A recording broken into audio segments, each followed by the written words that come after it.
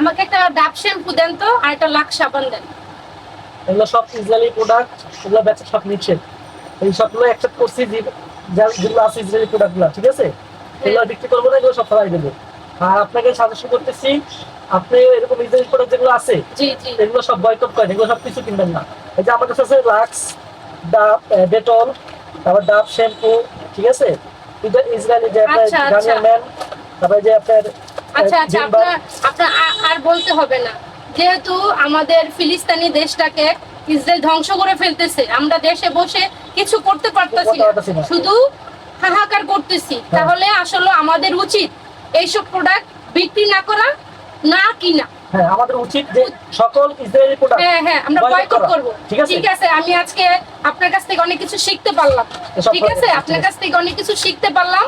আমিও সবাইকে এই সতর্ক বার্তাটা দেবো, আর আপনি এইসব জিনিস বিক্রি করবেন না।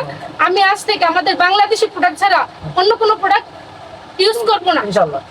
ঠিক আছে, ভালো থাকবেন, ধন্যবাদ।